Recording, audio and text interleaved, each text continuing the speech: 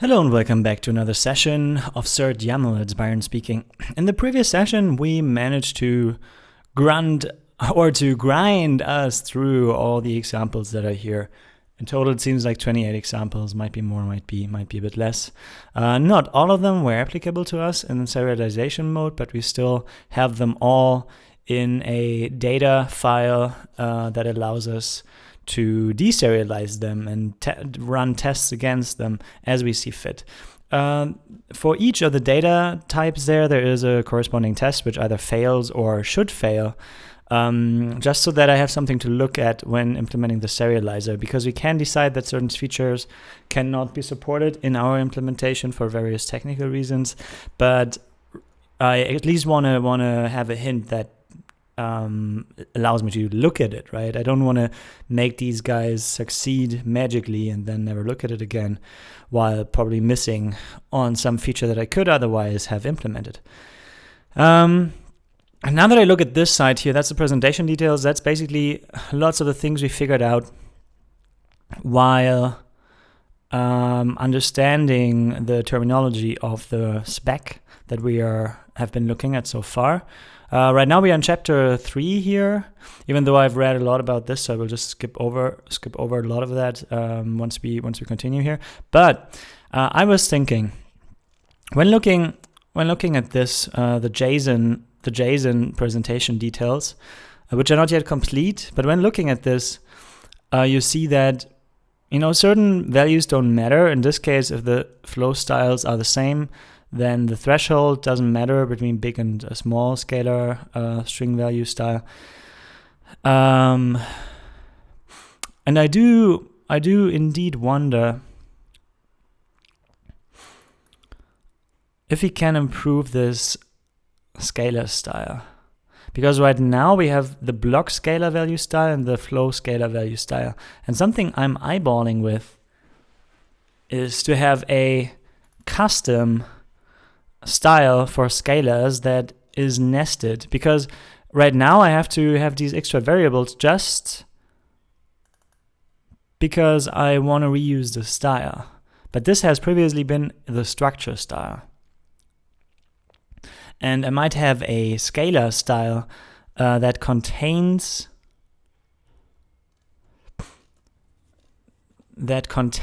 these style variants accordingly. So whenever I say, well, I want to have a block scalar style, then in there I would expect to find a block, or if I have a scalar style that is of kind block, then I want to have a block scalar style that shows me if it's literal or folded. Same here with the flow scalar style. So I could have two different styles, and I think that would help me to get rid of these extra variables and further show further help to show what's mutually exclusive here or not. Because some values, these for instance, they do not make. Where are they? So some of these they do not make any sense. This one doesn't matter right now because we are setting it to flow style, right? So if it doesn't matter, why is it there? And that's my question. The cool thing is with enumerations, we can actually encode this perfectly. I don't know how to encode this threshold though, because that's kind of special anyway. We might find a better solution at some point. For now, we'll keep it. But yeah, let's have this structure style here. There are two groups of styles. Block styles use indentation to denote structure. So this was structure style before, and I could just rename it without adjusting the documentation. So in a way, it's a good thing that we finally get rid of it. Where is it? Here, sequence style gets a structure style on this one. So let's just rename this. So now we need a scalar style. And I think we can even go as far and say it's a string scalar style. Because, yeah, well, I'm looking at this example with the binary embedded. Look at that.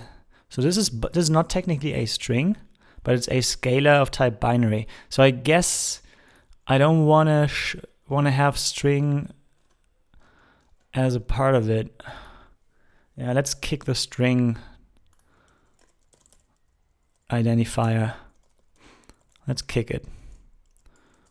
Maybe I find a better way to differentiate between these. The only thing I said string is that I do not want, and I know I've added these at some point, now I remove them, is that I do not want numbers to be treated like this. Numbers should still be plain by default, because that kind of makes total sense. Unless, yeah, because numbers, they can be plain even in JSON mode. And this is something I want to be able to differentiate, because in JSON mode, numbers have to be plain to be real numbers, right? And this is something I do not see yet. Right now, I would kind of only use use this for strings anyway. So in a way, this binary stuff we might not even support. So let's keep it string, man. Damn it.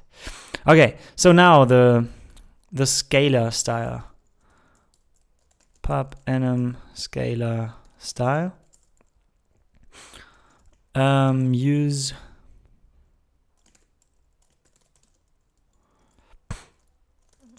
so block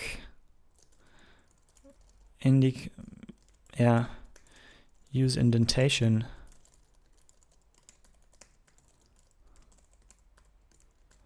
Use indentation. Come on.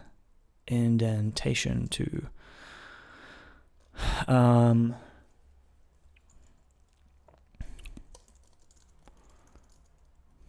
to denote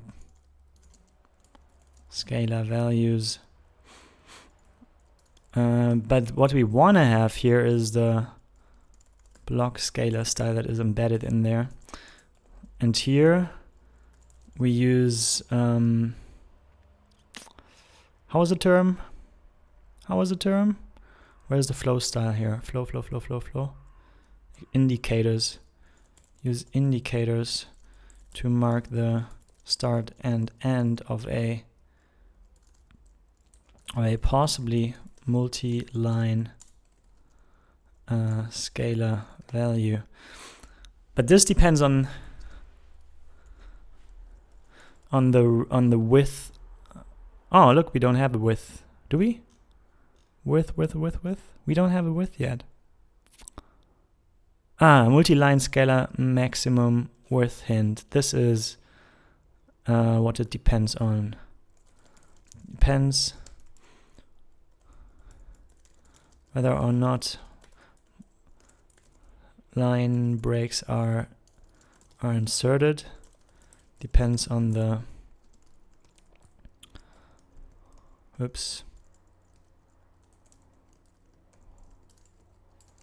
multi-line width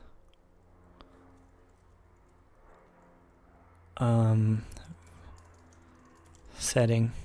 Good. So that is flow, and that shall now have a flow scalar style like this. Cool. And now we should be able to make this a scalar style and remove these variables altogether. Like this.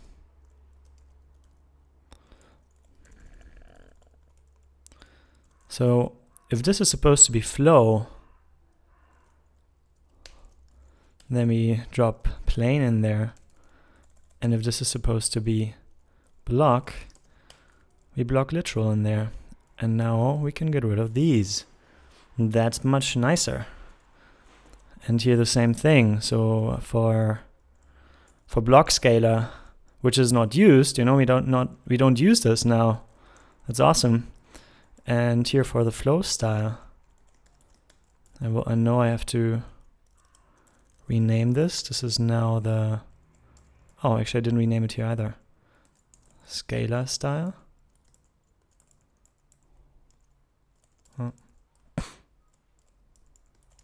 Like this, like that. Flow scalar style, yeah. And then we get more and more specific, as you can see. So here all of a sudden is flow scalar style and then block scalar style. I think this still makes sense. I'm really, as you can see, I'm really into getting my terminology right. I'm not sure if this is a perfect solution, but I'm still understanding it, which hints at that it's probably not too wrong. And that's the thing. I easily stop understanding things if they stop making sense or get too complicated. So for now, I think I'm good. Yeah, so that could possibly compile, could it? I should make a... Oh, I'm totally in the wrong test tab here. Nothing to upload just yet. Oh, that didn't work. Whoa. I think cargo build should give us a bit more information here. Failed to resolve. Use of undeclared type or whatever style. 414, I suppose that is structure style. Structure style. There we go. What?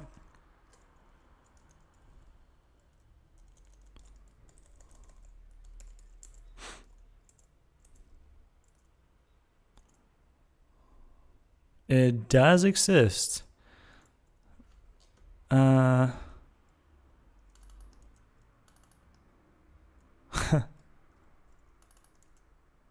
Oh, I call it structure style. Awesome. Structure style. That's better. So now it has a chance to compile. It built. That's good. Good. Yeah, so now it's a bit more concise. And nesting enumerations is also quite common. And I like it. Makes sense to do. Hierarchical enumerations, you could say. So that still doesn't matter. Multi-line scalar maximum, that also doesn't matter. Folded block scalar, new line preservation mode. Folded block scalar, new line preservation mode. So here we could also say that if we have any kind of thing that supports folding, so this would be here, right? Block scalar mode could be folding. Then we could enforce the preservation mode. So where is this? It is here. No, wait. This is for scalar values. Flow scalar style. Blocking scalar style. Here. So for folded, we could actually nest this preservation mode as well. Totally makes sense. And then we get rid of this super huge variable there. Boom. Folded block scalar new line preservation mode. So if you want to say it's folded, you now have to say the or tell me what preservation mode you want there as well. For literal, there is no questions to be asked here because that must just be put like it is. But here we have choices. Cool. I think that encodes it much better. Let's adjust it. So we don't have that one anymore. Can be removed. And here we go with indentation. But wait a second. Do we have folded here? We don't even have folded here, so we don't have to use it. Nice. So here we have literal mode, so no folding. Boom, go away. Here we have flow mode, no folding. Boom, go away. Awesome. So now we are down from 4 or 5, doesn't matter, to just 2, which is the hints here that we don't need. So this one, multi-line scalar maximum width hint. This is only relevant for of a scalar line within multi-line strings.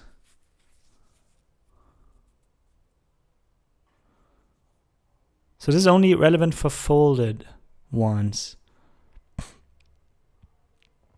Yeah. So here we have the folded stuff, and we can easily easily add an additional item here. What do you say? So that could be a tuple struct here. Sometimes I wish in an enumeration I could just put some sort of struct, so I can say foo is this, but I think that doesn't work. Yeah, let's try to compile that, because that should still work, and then we try to get the multi-line scalar maximum width stuff in there. Okay, that does work. So what I would like to have, but I think that isn't possible, foo equals, right, this thing. That is a syntax error, I suppose. Yep. It is.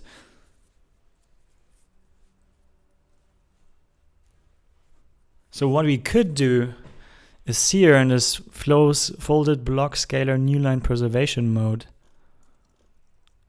we could, I mean, pairing these, if I would put the U size in here, I think this would be wrong, because these are orthogonal concepts, are they? Are they?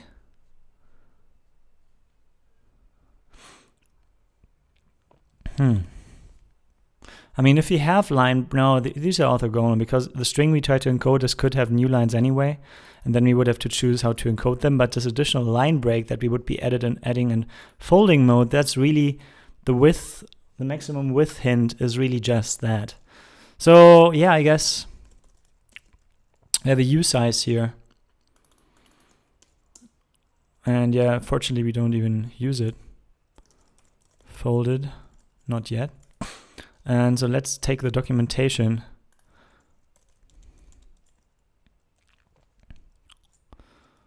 Up here. So now this is not used anymore. Not used anymore. Yeah, just goes away. So just one doesn't matter. The small thingy, the threshold. Where is the U size here? U size. The maximum width of a scalar line with multi-line. Yeah, it's always, you know, the reason I don't like these tuple structs is that it's hard to write for them.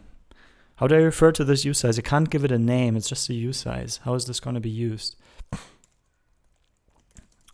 The first tuple struct member is the maximum width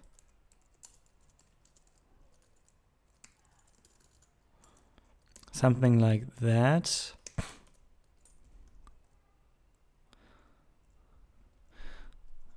Folded scalar blocks are indicated by the characters. Let's give it a new line here. The second, and let's maybe even put it into italics or something. So the second tuple struct member is the maximum width of a scalar line within multi-line. Oh, sorry, I'm just actually read it here and typed it in the same moment while speaking it. Not too bad. My brain seems to start getting the hang of it. So what is this actually? It's I don't want to repeat myself because this is also documented here. Defines the way new lines are preserved within the folded scalar. Okay. So that is that. Awesome. So great simplification. We got rid of 3, if I'm not missing anything, 3 values here. Let's try to see if that still builds, compiles.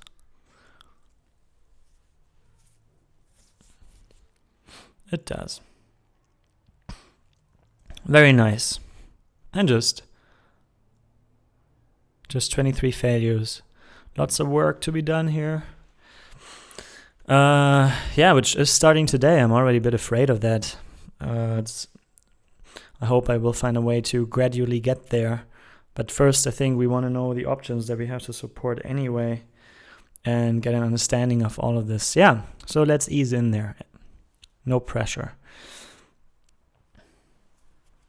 The worst thing that can happen is that you pressure yourself in there and then get it wrong from the start. And this is something you will suffer from the entire project.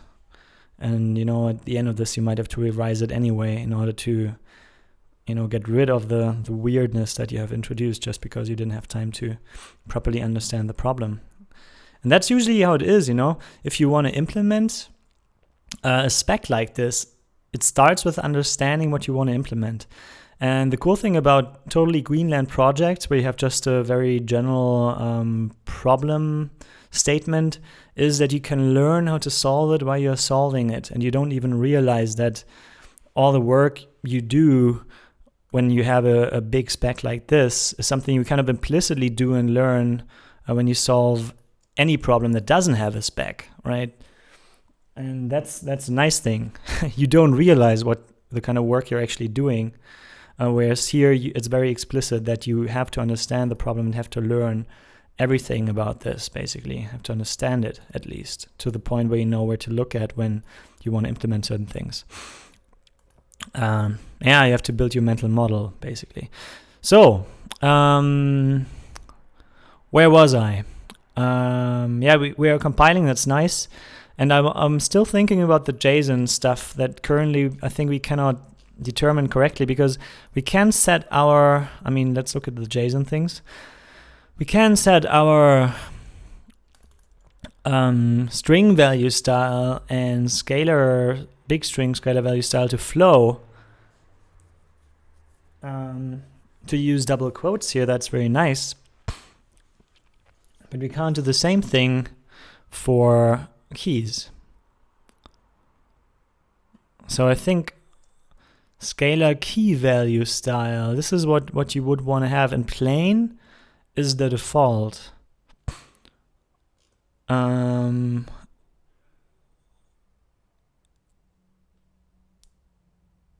the thing is, I just realized this.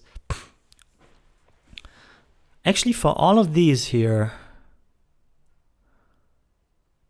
for the flow mode, here the width, folded block scalar new line preservation mode, okay, but this maximum width of the line, you know, this line break thing, this is something that also applies to single quote and double quote. So it's something where it actually is something we want to use here as well. And for block scalar style, there we have it already, right? But here, I think we need it too. Because we can have line breaks within plain and single quote and double quote, which are folded automatically. This is kind of an implicit fold mode, right? Flow scalar style. Block scalar style.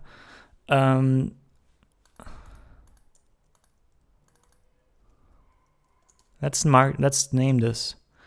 All scalars can span multiple lines, which are folded automatically. Therefore, the flow style is a form of a folded scalar style. Yeah. Do we still look sound? For block scalar style, we have literal and folded. For the flow style,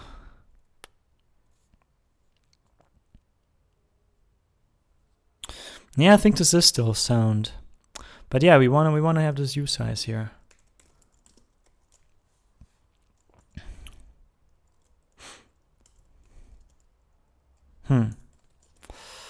The first tuple struct member defines or is the maximum width of a scalar line within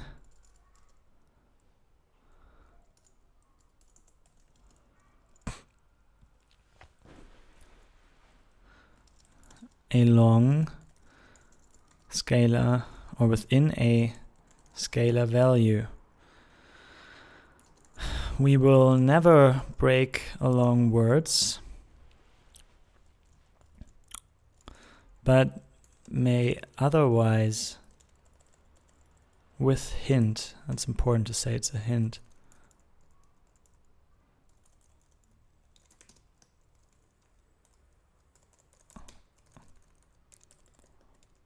Yeah, okay, let's actually read this documentation here because I just copied it over. Scalar lines might have greater width than the specified here. Yeah, it is a hint only, so yeah, it's just something we write here. This value affects the folded block literals as well as flow scalars in any mode. So that's not true, because right now, you know, we have put it right here, so we know this affects only the folded ones. So that's cool. I think this is a line I want to have here as well. And the first tuple, we will never break along words, but may otherwise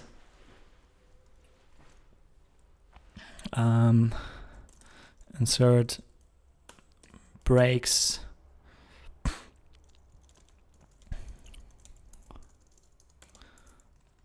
which are interpreted as space,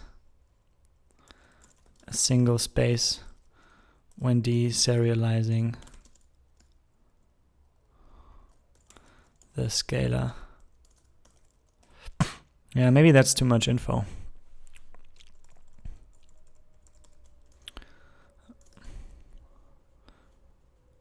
Within a scalar value.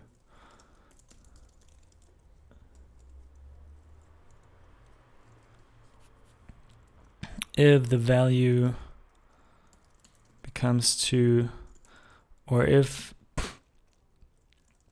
a scalar line becomes too large or exceeds line length, exceeds the, well, what is it?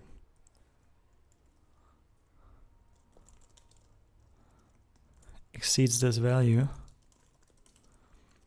we may break it onto a new line. Yeah, it is a hint only, and if too small, some scalar lines might end up with greater width than specified here. Yeah, we will see. So Python does it like that. We might have to do it as well. It mainly depends on the word boundaries, right? And the second tuple struct member is the maximum. Sorry, I want to write this again. Is the flow scalar style, identifies the style of the scalars in flow style. Well, that's kind of just repeating what this is. People should just click it to see what it actually means, I guess. All right. So now we have a usize here, and we want to look critically at the flow, at items where we have the flow thing. And I think all we want to do is put a 0 there, because we do not want any line breaks to be added. This is that. Cool. I like it. So now it's we can control much more precisely how we want it without adding complexity. Actually, we kind of remove complexity because this one doesn't have so many, this presentation details struct doesn't have so many fields anymore, even though it's still 8 fields. Kind of enough. So I would be happy if I You know, this explicit start indicator, this could be an enum that says start and end. Why not? Why not? Why not? Why not? Yeah. And this is only so complex because we have this differentiation between small and large. And I don't know if we actually need that. I just added it maybe a bit prematurely.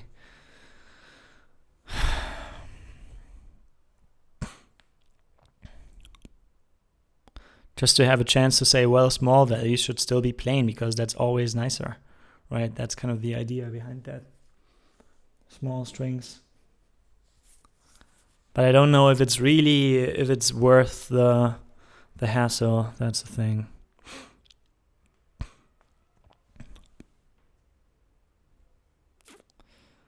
Scalar value, is it worth the hassle? Yes, I think so. Because I don't want what the pi-YAML thing does. I think that's the main idea here. Because if all of a sudden you have like block style for every little value, then YAML becomes unreadable or less readable than it would otherwise be. So yes, let's have the threshold, but not for keys. And this is kind of the next thing I would want to do here. Yeah, so two things. First, let's get rid of these two. Document indicator. Document indicator style.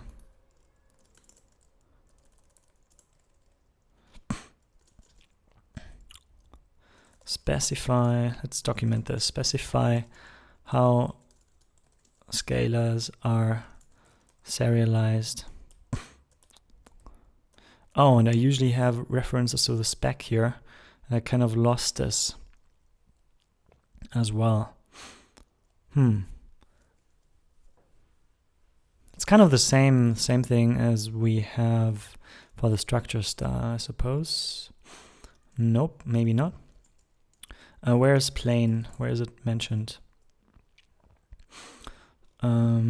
Block, plain, explicit block, map entry, where do we have it? Plain scalars, quoted, single quoted.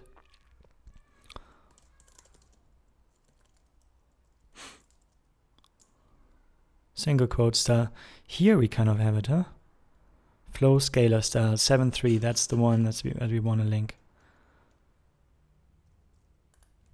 Here we go.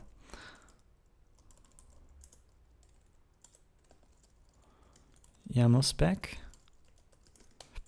Building a nice companion of information. So that's a scalar style. Oh, actually, that's a flow scalar style. Look at that.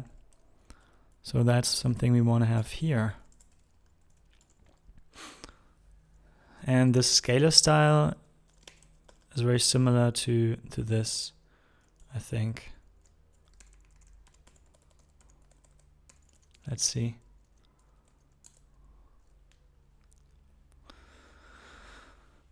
Yeah, I think that's quite decent enough. Yeah.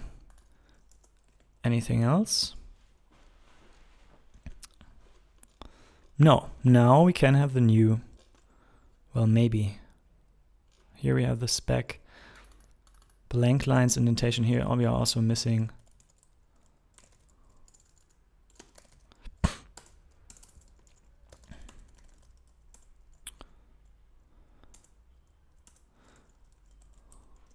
And I think that's primarily 215, 2.3 scalars. It's primarily here.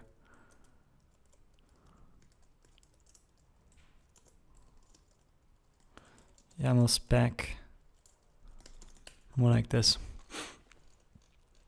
All right, and now we go with pub enum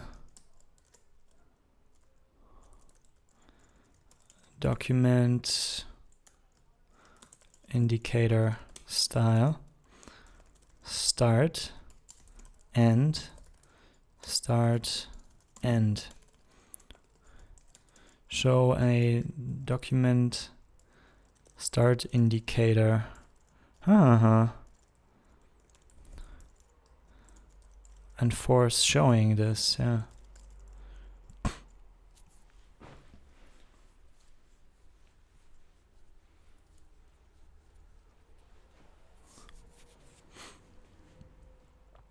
Yeah, so this is something, you know, if you have a multi-document thing, then we need start at least.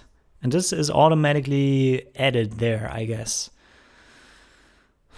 So this is only really relevant in single mode and in a streaming mode, basically, where we could possibly want start and end. But just providing end, and let's specify how this works. And for showing a document start indicator,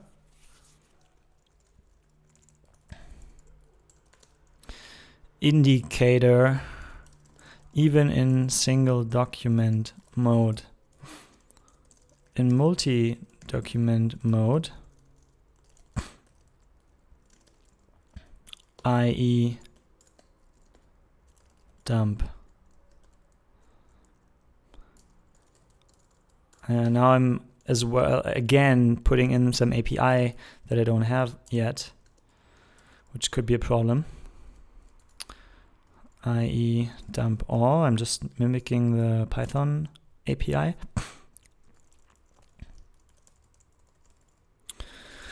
In multi-document mode, i.e. dump all,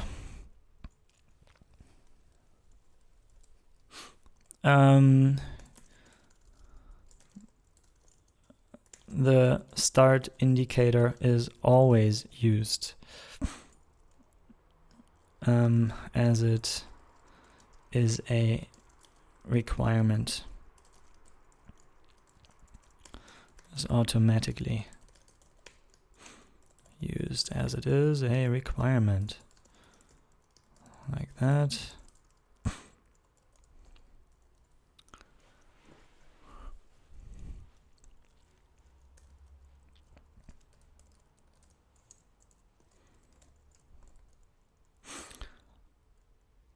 And yeah, end and force showing. So wait, only showing the end makes no sense. Never. So we have start and start end. So this way, whatever we do, start and start end, it will always make sense.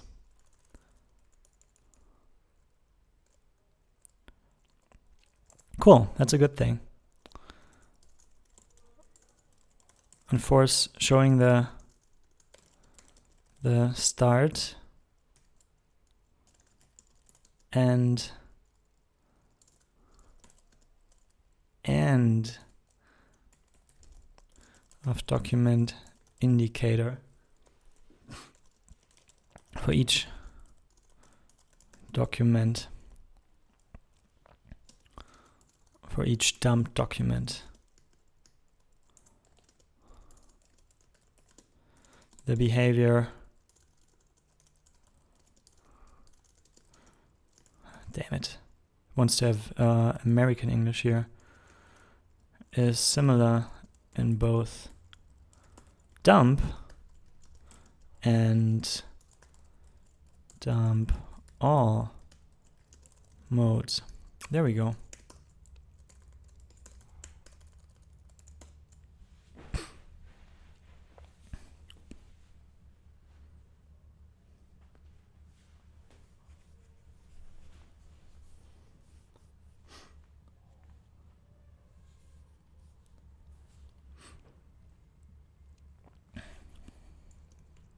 Yeah, document indicator style, that is that.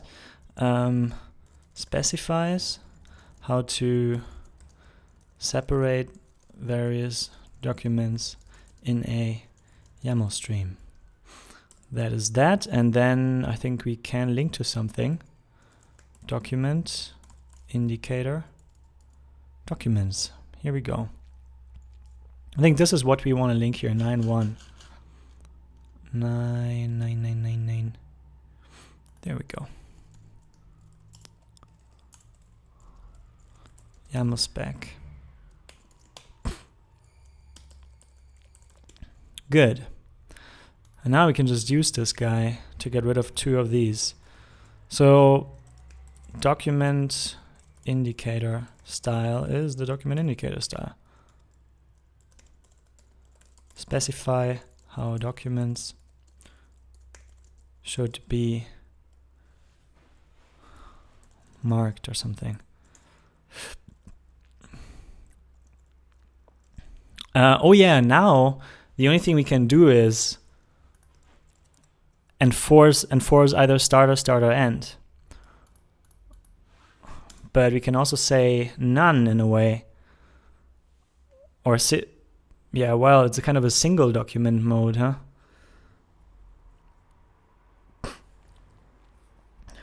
Could be auto. Yeah, I would call it auto because it kind of signals some sort of automatic behavior. So auto means in single document mode, do not show any indicators. In multi-document mode, and this is something I don't like. So let's make this an optional. I mean, having this auto mode is nicer for documentation, that's for sure.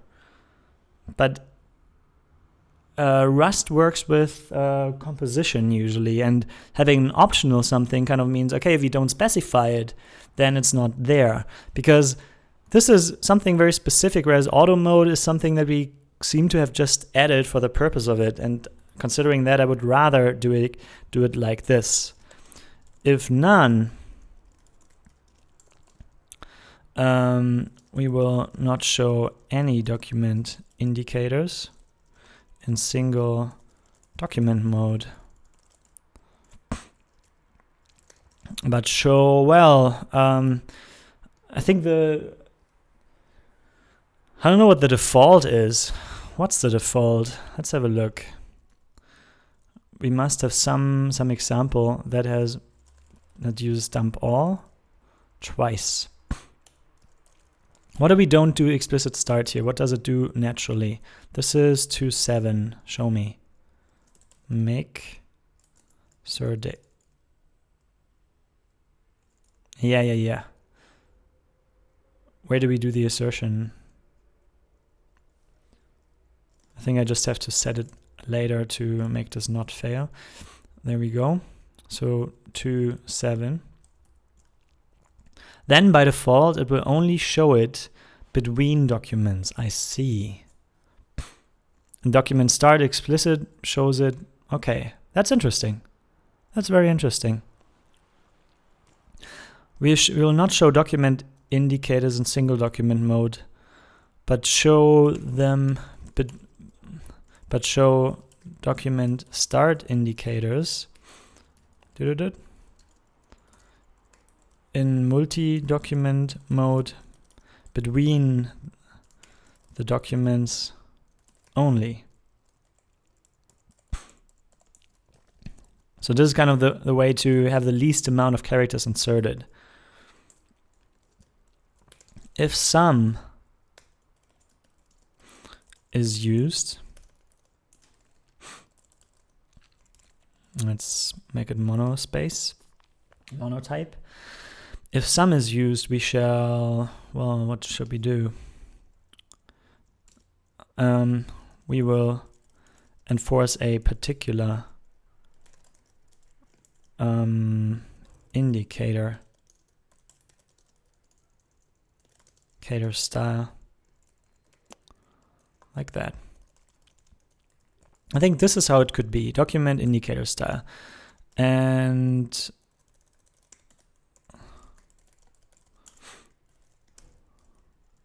so I think this will definitely default to none in any case. Here multi-document mode is not even supported, but this is, something else. I think I mentioned this here. Might insert tags. No, this works. Okay. Oh yeah, I don't actually know if multi-document mode is or is not supported in JSON. What's the JSON spec? Does it always need to have an enclosing object? And will this show me... Jesus, everybody does JSON. Like C micro JSON.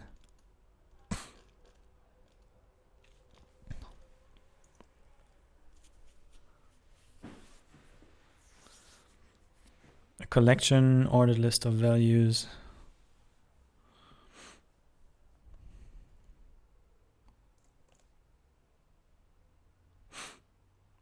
Let's use the English version here. Even though it's not always better than the German one, but sometimes. That's how I feel about it. Blah, blah, blah. So does it tell me that there must be an enclosing?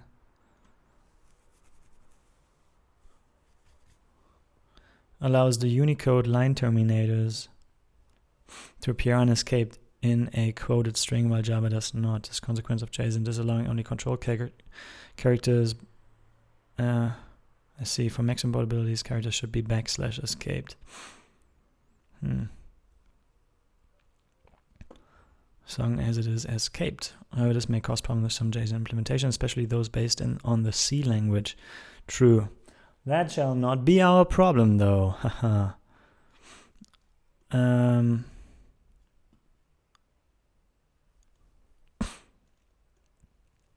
Yeah, it seems to... Yeah, there is no... Is there some mention of document?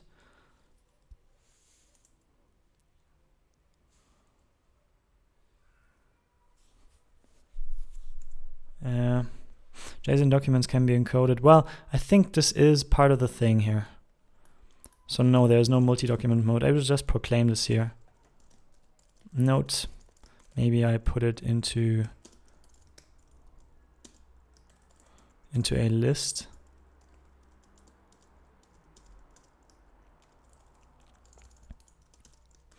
Like that. And we have a warning. So sad that right now none of these items are exported. So I don't even see it in the docs. I want to see this in the docs at some point.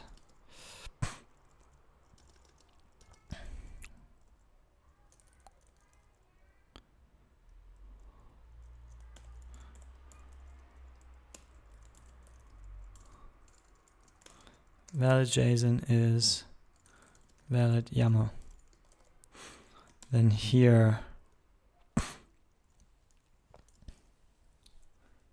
yeah, this is, let's call it a warning. And here we just want to say, what do we want to say? No multi-document support. And I guess this can be lowercase indeed.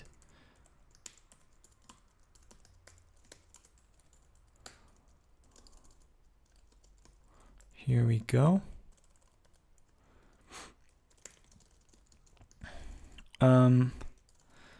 As JSON only provides a single namespace for documents, multi-document JSON files cannot be generated. Valid multi-document JSON files cannot be generated. Instead, consider serializing multiple documents as list in a single document. I think this is how you would probably do it. Yeah. That is that. Cool. Like it. And then I think if it's made like this, we want to have bold text here. Document style. So yeah, that should compile, right?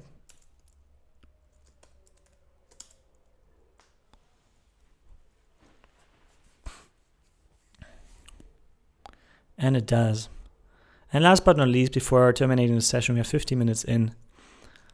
I would definitely like, because I'm gaining confidence here about the presentation details structure. Oh yeah, last but not least, here, big scalar string value style. I want to have, finally, a scalar key style, which specify how keys in mappings are styled. This is very similar. Well, it's kind of similar because it has the same data type. Anyway, so this thing here will allow us to finally kind of get very close, at least, to the JSON style, as opposed to the, yeah. Anyway, so here we want to have flow style plain and no line breaks generally. That's how I feel about it. And here we want to have flow style double quote. So that's exactly that. Like this. Cool. And this will be JSON. Nearly. The only last thing to figure out is how do we properly get the enclosing brackets in JSON mode? You know, how is this going to work? And how does this work natively? Probably it works natively if we say, well, we want to have a mapping style, which is flow style. And then this should happen automatically, but I still don't know how to specify line breaks then. And, you know, we should be able to specify that we want to have pretty printing or not. And then flow style, we might have to add information that tells it, well, there should be a line break character, right? So where's the structure flow style? Here. So right now there is no information here, which means it could put everything into one line that is contained within it. Also, if we have flow style for a mapping that contains another structure, then this kind of this kind of makes sure that all child structures are using flow style as well, right? This forces, because we can't combine these. I don't think so. I've never seen that. This forces all child structures to use the flow style as well.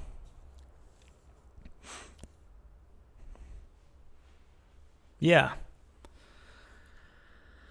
So there's no mix and match between flow and block. But yeah, because we can have a mix and match we can say, well, all sequences should have the structure style. Should have a flow style, for instance, and keep the mapping in block style, or the other way around, but you usually can't combine it. Once you have a certain style that is flow, all the children probably must be flow style as well. But this is something I have to kind of fix myself at some point. Good. So does that compile? I thought I tried it already, but I forgot. Yeah, but that's something we should take care of in the next session, to think and to actually try to get this, to get something, with line breaks going maybe, and try to get some JSON style out of there. Yeah. So let's see. That works well. I think I want to commit this to, so that's refactor. style, simplify, consolidate, presentation style. Now it's much that way we have removed. Can we consolidate even further? No, I don't think so. We have removed 3 fields in the presentation style structure. And made the style definitions more concise. More concise meaning that we only provide information if it is actually relevant. So previously we had dead fields that wouldn't make any sense under in certain combinations of flags, but that's now gone. That's a good thing. And of course, skip CI. So that is that. Thanks for watching and have a great day.